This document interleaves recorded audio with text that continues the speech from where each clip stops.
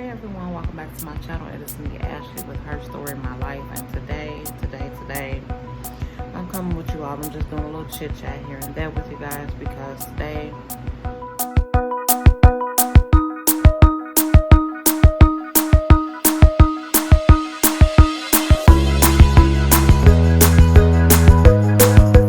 Andreas is officially a freshman. This week is his transition week, so he'll be going for a week just to get acclimated to the school, getting used to, where things are. They're going to be doing some icebreakers, I'm pretty sure, checking in to see where they're at as far as what they know, blah, blah, blah, blah, blah. In some cases, they call it a bridge week. Some places call it transition week, whatever the case may be. But I just want y'all to know that I am not okay.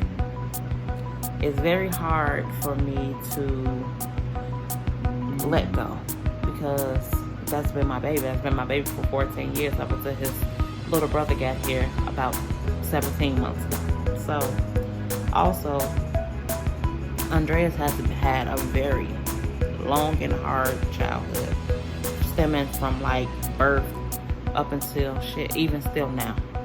He has struggled health wise, and so like I said, that's been my baby. So it's been me and him. It's been us. Plenty of school days he stayed at home with me because he wasn't feeling good, he was sick, or whatever the case may be. So I'm not okay. I will be okay, but right now I'm not okay. But I have to be okay so that he can be okay. So this video pretty much is gonna be me off the top of my head, just giving y'all parents some advice about when your children are going into middle school or high school. Just giving you from my perspective, just a little bit of informational advice on how to kind of cope with that, and then in turn help your child cope with it. So that's what we're gonna be doing today. So give me a second. Like I was saying, I'm gonna just be giving my personal advice, the things that I'm actually giving to myself. I'm gonna in turn give them to you guys, and hopefully it helps you all out. Because I'm speaking from my heart, speaking from my mama heart. So I'm gonna say this first thing. Whatever your feelings are about your child going off to high school or he's going off to middle school, those feelings of, oh my God, my baby is doing this, he's doing that, he's growing up, blah, blah, blah. If you having those sad feelings, just keep it to yourself. The reason why I'm saying that is because this transition is already going to be, or can be for some students, I'll say that, can be stressful, it can be nerve-wracking. It's new. It's new beginnings for them. So they don't need to take on their feelings and your feelings as well. So for me, as much as I'm feeling it, and he'll probably see this video later on, so Andreas, I love you, but hey, these are my feelings, that's why I don't put them on you. But as much as nervous as I'm feeling, and as attached I am, and kind of sad that I have to let go a little bit, I'm not going to show that to him. I'm not going to let him see that on me. I'm going to be as confident as I can be so that I can project that confidence in him. Because I want him to go in there with his head up. I want him to be smiling. I want him to be okay. I want him to know that we have his back here at home. And he already knows in a split second, if he called me, I'm there. So it doesn't matter about that. But I want him to be as confident as possible. So I'm going to fake it till I make it, pretty much. Even if I'm not feeling as confident, if I'm nervous, I'm not gonna let that show for him. So that's number one. Number two for me is preparing them as much as possible, helping them with the little things, making sure that his phone is charged, making sure he got some headphones of some sort, making sure he got chapstick, he got hand sanitizer, he got masks, because we're still wearing masks if that's the case. Making sure those little things. I made sure that his water bottle was already frozen last night. So then this morning I started defrosting a little bit so that he can have water. He don't got to worry about a disgusting water fountain if they even still have those open. Because I know in grammar school, after the pandemic and stuff started happening, they shut that down. You had to bring your own bottle of water, but it's always best to bring your own anyway. So then you ain't got to keep asking the teacher, can you get up? Can you do this? Can you do that? Because with high school, you want them to be as independent as possible, and the teacher is expecting them to be as independent and knowing what they need to know and having things already, accomplished. So I made sure that he had all that together. Now, I'm not saying y'all gotta lay y'all kids' clothes out or anything like that or whatever, but if you want them to be presentable and you know your kid is the type of kid that's not really, they don't really care about their appearance necessarily, and I'm not saying that in a bad way, but Andreas is the type where he just rolls with it or whatever. He doesn't have a particular style necessarily, or, you know, a certain way that he wants to dress necessarily. So I make sure he had on a nice t-shirt, nice pair of jeans, his shoes was clean. It is what it is. Now, if he gives me permission to insert his picture, then I definitely will. But if he doesn't, then I can't do it. I'm trying to respect him as a 9th grader. I'm trying to make sure that his opinions matter. I'm trying to make sure that his opinion is valued so that when he's in school, he can understand that even with teachers and staff and students, your opinion matters as long as you saying it in a respectful way, and also that your opinion is valued. It's definitely valued at home. So I'm trying to do that as well. So like I said, that helping them be more as prepared as possible is definitely key factors. Because when you're prepared, then you feel more confident. When you're more confident, you can get more stuff accomplished without hesitation. You get what I'm saying? So that's number 2. Number 3 kind of goes into number 2, but it's a little more extended. So number 3 for me is going to be making sure that my child understands boundaries and has set certain boundaries for himself and for other people, as far as other students, as far as teachers and staff, etc. Because like I said, your personal space is your personal space, your opinions are your opinions, etc. So for me, I want him to understand that, you know, no, nobody ain't using your phone, because we ain't going through all that, because some people be on some jinky stuff and we don't have time for that. We don't want no mishaps, we don't want no misunderstanding, so you have to come in established. No, we're not letting people borrow a phone, letting people walk off with our phone. Yeah, a pencil, a pen, or something like that here and there, that's fine. And I'm going to also make sure that he has extra pens and pencils to, you know, share if that's what he chooses to do. But also, it's not an obligation for him to share all of his things. As far as drinks, snacks, all the rest of that stuff, we ain't sharing that. Not off the top, we're not sharing that, because people get in the habit of that, and they tend to prey on your weakness a little bit and say, oh, well, this person always has this or that, so I can just always get it from them. No, we're not doing that. So setting boundaries and having boundaries is very important, especially during your freshman year and so on. So it teaches you that, because even when you get grown, you don't want to be used and abused. You don't want people thinking that you're always going to be at their beck and call, and you always got them to be able to rely on for everything that they should be relying on themselves for. So setting boundaries and having boundaries is a key. Number 4 is making sure that your child, or I'm going to say your child because they still a child. I don't mean baby, but child. Making sure that your child is aware of red flags, making sure they see warning signs, making sure that they're paying attention is key.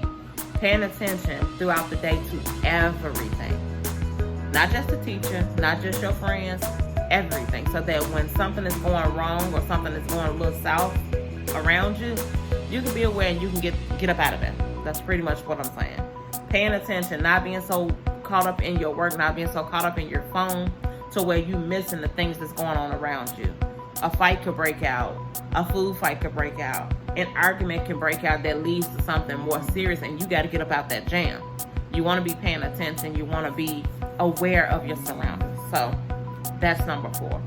Teaching your children to be aware of their surroundings so that if they need to get up out that jam, they can do so. So that's number 5. And I honestly don't know how many of these I'm going to give y'all, because like I said, I'm going off the top of my head. So I'm kind of thinking of the checklist that I made in my head of things to do and things to say to Andreas to prepare him. And I'm sorry if the camera's shaking because I'm holding it instead of having my stand, so sorry about that. But number 5, I would say, I lost my train of thought, y'all. What's number 5? Number 5 is to tell your child, have fun, enjoy the moments, make memories, do all of that. Because you can't be so wrapped up, and I'm checking for y'all nephew. Y'all know he be sneaking around here. He in the bed asleep, but he pops up at any moment. Sometimes he want to talk and tell you that he woke. Sometimes he be sneaky trying to find stuff. But I'm peeping through the door and I think he's still asleep. Anyway, number 5, because we're talking about Andreas. Y'all in the comments, tell Andreas to have a good day. But anyway, so number 5 is teaching your children. What did I say number 5 was? Oh, number 5. Have fun. Encourage your child to have fun. Yeah, they're there to get to know other students. They're there to get to know their teachers. They may even go over some type of schoolwork just to see kind of where they're at education-wise. But the key factor, especially during transition week or bridge week, is to have fun, make memories, get to know other students so that you can have somebody on the first week of school, second week of school, in the beginning pretty much. You can have somebody that you can kind of rely on, or not necessarily rely on, but someone who understands where you're going. So the transition week is pretty much so that they don't go in there on the first day of school lost in the sauce with all these different students, all these different grade levels, and be completely sticker shocked pretty much, or just shocked about what's going on, how things are going, how fast things are going. It's to ease them into high school pretty much. And I'm pretty sure they may have something like that for grammar school or middle school or whatever, junior high, whatever is considered in your state. But that's pretty much what it is. But my encouragement to him today was to have fun. That's one. Smile, because my son has an amazing smile. He has beautiful eyes. When he didn't want to wear his glasses, but that's neither here nor there, because I went through that in high school with me not wanting to wear my glasses. See, every video y'all see me, I'm never wearing glasses anyway, so y'all see where he get it from. But like I said, it's important to have fun. It's important to smile. Y'all nephew up. And it's important to enjoy the time while you're there. Like this week, they're only there for a couple of hours, I think from 9 to 12 or something like that. No, that's not the typical day of school, but it's just to get them introduced to school. So I just want him to have fun. I want him to smile. I want him to make memories. You know, I want him to just enjoy life, because Andreas has a tendency to take things very seriously, and I just want him to not be so serious. I gotta go, y'all nephew is up. So like I was saying, it's very important just for them to basically have fun and smile and enjoy their time, because hopefully you're only a ninth grader for one time only, and then things seem to fly by. Your freshman year or their freshman year is pretty much gonna fly by. That's how I look at it. I know that's how it was for me, and I wish that I had someone to kind of speak light into me more and to tell me to relax more, because I was kind of intense. Not necessarily like nervous wise or whatever, but I was pretty mean. So I just want him to relax and enjoy his time there and have fun.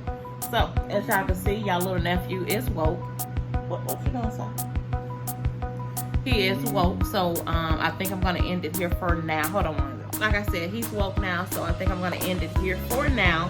Like I said, I may check in with you all once Andreas gets home, just so we can see how his day went before I end this video. I don't think that I'm gonna carry it out throughout the whole week, but we may do an end of the week check-in as well. Y'all never mind y'all nephew's hair. It needs to be redone. For some reason, his hair is not holding like how it once was, so I think his texture is changing a little bit. So I may need to change the products, but that's not what this video is about. So, if you are not already, go ahead and subscribe. We are on the road to 1,000 subscribers. Slowly but surely, we are going to make it there. Also, video a like, because I am pouring my heart out to you all to encourage that next mother, that it is okay.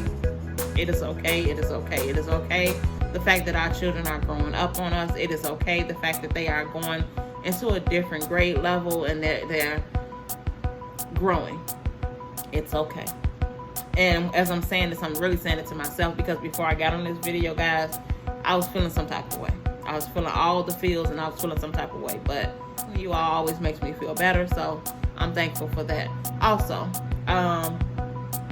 comment down what grade is your child going in. They don't have to be going into high school. They don't even have to be going into middle school, but comment down below what grade your children are going into. Also, what else, Booty? Is that it? Is that it? So, like I said, I may check in with you all once Andreas gets here. But until then, we thank you so much for watching. To all our subscribers, we love you so much and appreciate you being here with us. And we'll catch you in the next one. See you guys. You say bye? He not feeling it, y'all. See ya.